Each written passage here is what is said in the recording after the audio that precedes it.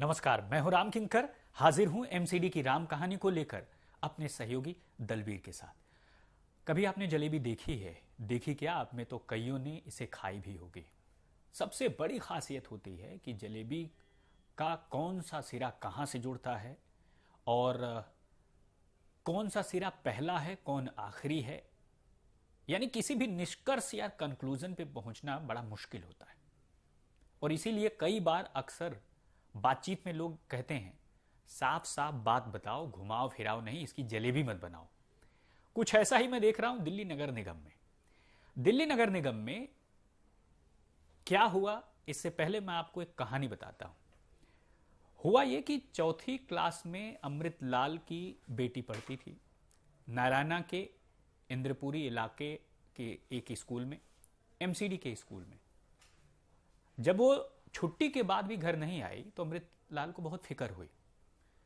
और जब ये फिक्र हुई तो उन्होंने स्कूल को कांटेक्ट किया। स्कूल से भी कोई चीज पता नहीं चली। तो उन्होंने क्या किया, फिर दोबारा वो स्कूल गए। तब यह पता चला कि दरअसल उनकी बच्ची स्कूल में नहीं है, वो तो राम मनोहर लोहिया अस्पताल में है। पता लगा क्या, उसकी तबीयत खराब हो गई। यानी उसकी तबीयत खराब हुई, वो अस्पताल पहुंची। स्कूल प्रशासन ने इस बात की इत्तिला नहीं दी। दूसरा, जब वो पहुंचे आरएमएल अस्पताल तो यह पाया गया कि वो अकेली नहीं थी, बल्कि तकरीबन उसके समेत 27 लड़कियां थीं, कुछ बच्चे थे। तो साफ दिखाता है कि तबीयत खराब हुई और कैसे हुई। जब उन्होंने पता किया तो पता लगा कि बच्चे खाना खा रहे थे और क्लास में अचानक से बहुत तेजी से कोई दुर्गंध फैली और उसके बाद से सारे बच्चे बीमार हो गए।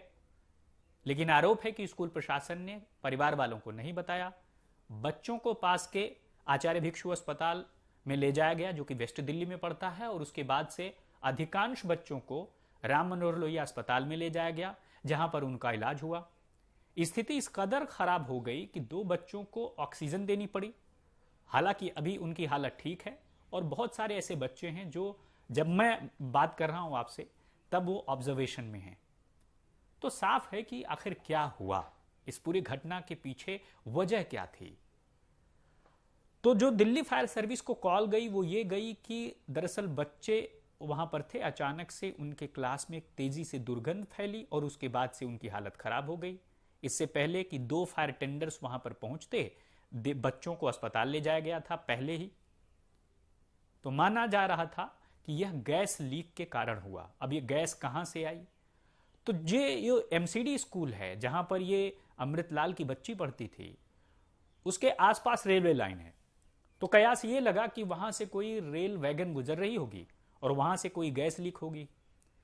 लेकिन तुरंत नॉर्दर्न रेलवे ने इस बात का खंडन किया और यह कहा कि अमूमन ऐसी हैजार्डस चीज जो है रेल वैगन से नहीं ले जाई जाती, और अगर कभी कभार ले जाई भी जाती है तो उसका पर्याप्त ध्यान रखा जाता है। और यानी साफ है कि उन्होंने गैस लीक के इस कयास को खंडित कर दिया, कहा कि ऐसा कुछ नहीं हुआ।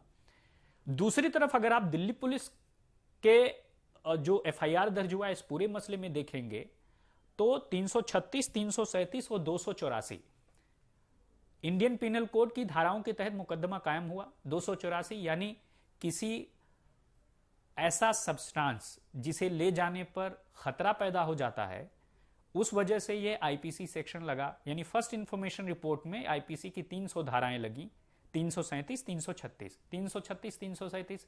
आपने खुद की और साथ ही साथ दूसरों की अगर जिंदगी खतरे में डाल दी है तो ऐसे आरोपी पर 336 और 337 लगता है। तो साफ है कि दिल्ली पुलिस की अगर हम मान लें फर्स्ट इंफॉर्मेशन रिपोर्ट को अगर हम ध्यान से देखें तो लगता है कि गैस लीक से यह हुआ होगा। अब अगर एमसीडी की अगर बात करें तो दिल्ली नगर निगम की मेयर डॉक्टर शैली ओबरॉय वहां पर गई और उन्होंने साफ तौर पर पाया कि बच्चे इस तरह से जो है परेशानी में आए थे। मुलाकात हुई और उसके बाद उन्होंने आदेश दिया अधिकारियों को, स्वास्थ्य विभाग के अधिकारियों को, कि इस पूरे मामले की जांच करें और यह बताएं कि घटना कैसे हुई, गैस लीक हुई या कुछ और। अब दूसरी बात, एमसीडी ने कहा गैस लीक, दिल्ली पुलिस ने कहा गैस लीक, और दूसरी सबसे खास बात अगर आप देखें तो बीजेपी के प्रदेश अध्यक्ष और साथ ही साथ जो दूसरे लोग थे, अगर नेता विपक्ष राजा इकबाल की बात करें तो वो पहुंचे।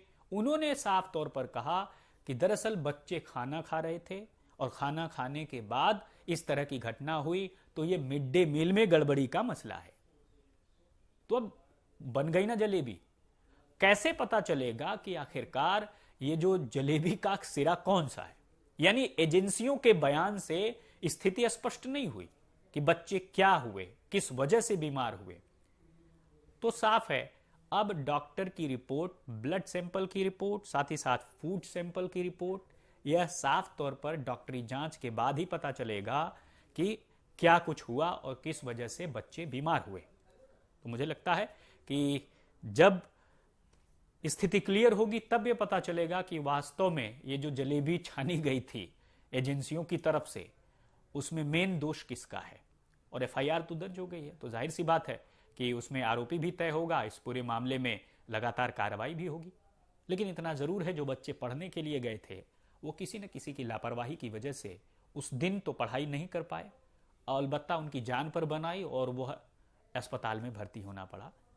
तो अब फिलहाल वंशिका के पिता, माता समेत तकरीबन 27-28 लोग राहत की सांस ले रहे हैं कि चलो कोई ऐसी घटना नहीं हुई जो बहुत ही ज्यादा भयानक होती। लेकिन यह है कि अब लापरवाही किसकी है तो पता करना पड़ेगा। बच्चों की जान पर बनाई, मासूमों की जान पर बनाई, ये इसके लिए कौन जिम्मेदार है ये तो पता करना पड़ेगा। तो मुझे लगता है कि मेयर ने कह दिया है और अधिकारी भी जांच करेंगे और देखा जाएगा कि सबसे बड़ी बात कि जो डॉक्टर्स की ब्लड सैंपल्स की रिपोर्ट आएगी उससे क्या कुछ निकलता है। क्या मिड डे मील इसके पीछे विलेन था जिसने बच्चों को इस अस्पताल पहुंचने पर मजबूर किया, या फिर मिड डे मील के अलावा कोई ऐसी चीज थी, गैस लीक, जिसकी वजह से बच्चों की जान पर बनाई और उन्हें उस दिन स्कूल छोड़ना पड़ा।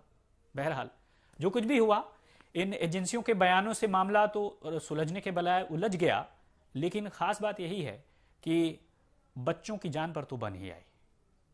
तो फिलहाल इस एपिसोड में इतना ही। मुझे दीजिए इजाजत। धन्यवाद।